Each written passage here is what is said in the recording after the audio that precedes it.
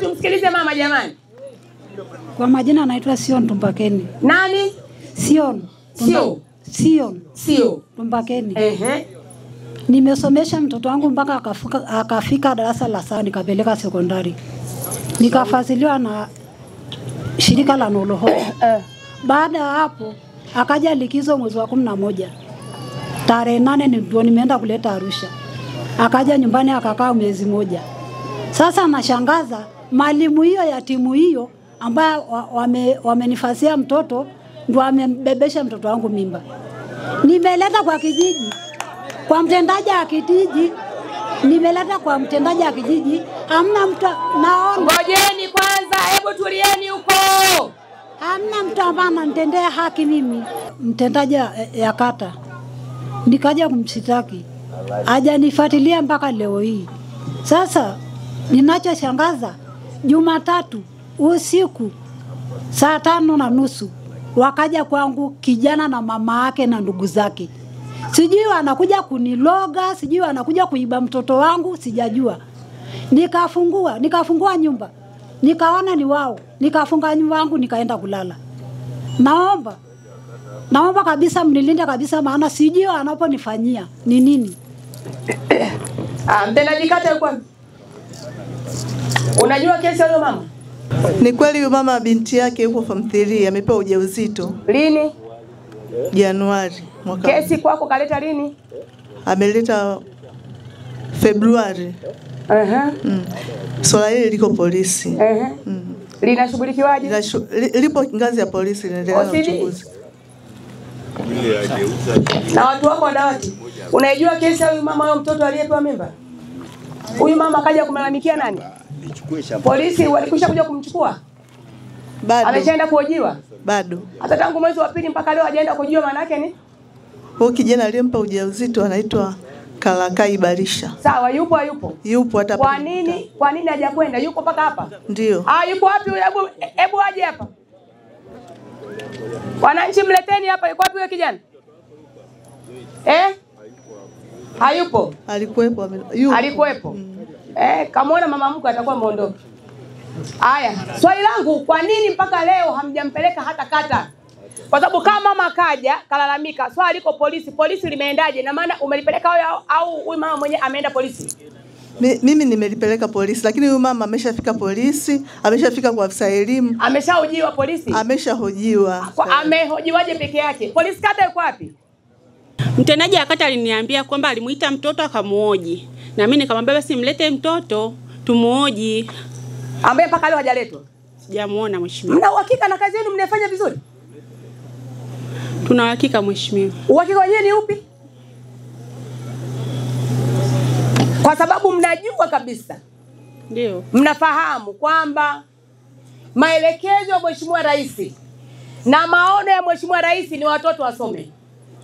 Lakini mnasikia kila siku tunasimamia sheria na kanuni za yoyote anayempa mimba mtoto wa shule. Kama mtendaji kata akakuletea kesi tangu mwezi wa 2 si mwezi wa 1.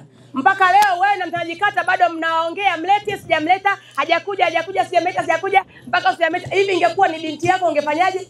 Alafu umati wote huku msemo wale mama pale ni muongo, maana yake nini? Mtoto wake ana mimba, ana mimba. Ana mimba. Mtendaji kata ameshamuona huyo bwana aliyempa mimba yule mama. Kwa nini kijiji kizima mnamzomea yule mama? Ama kwa sababu mmezoea watoto wenu kwenda kutoa mimba wakiwa bado wadogo? Sasa natoa funzo kutokea hapa. Wewe utaniambia sababu ya wewe kutokumchukua, yani kwa kifupi naanza kuondoka na wewe leo. Kwa sababu pia OCD kituo chako cha hapa kinasifika kwa ulaji wa rushwa. Hapa. Hawa nani tunaona hao na uonevu. Pakupumulia tu hawana. Lakini wanaongea, wanalalamika na taarifa kila siku ninazo. Hizi kesi ndogo hizi kituoni kwako wao ndio mahakimu ndio majaji. Wakipelekewa kesi kwao ni mtaji. Na ninashangaa wewe ni mama, ni mwanamke. Ingekuwa binti yako amepewa mimba shule, ungesubiri miezi 4 5. Au ungepewa mimba wewe mwenyewe ukiwa huko shule. Ungekuwa huko hapa sasa hivi. Ungekuwa unafanya kazi hiyo. Samani mheshimiwa, taarifa nilipewa wiki iliyopita. Wiki iliyopita hivi huyo hapa wewe taarifa huyo yani nyie wawili nitawavuru. Yes Kristo.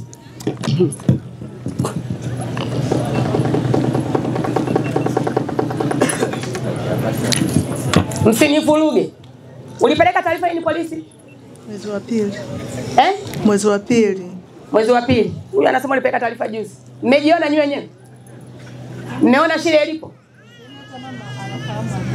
Sasa hiyo sio yangu. Hiyo sasa wewe sogea upande huu. Njoo huko. Pambana kwanza na huyu hapa. Sogeni pale pembeni. Sogeni pembeni hapo. Pambaneni hapo alafu mje mniambie taarifa mlipata lini. Angalianeni huko sio huku tena. Pambaneni nyinyi wenyewe ili hapo mkubaliane nani muongo kati yenu alafu ndio mje hapa. Msinizungushe mimi nipo kazini hapa msipinde kuja kucheza. Mama, mtoto yuko wapi? Tunaendelea huku. Nyinyi nimesema shughulikeni wawili hapo alafu baadaye mgeuke mniambie kati yenu nani anayeongea ukweli. Shughulikeni hapo wawili. Mama. Kako wapi katoto? Yuko nyumbani. Sawa, Mheshimiwa DC.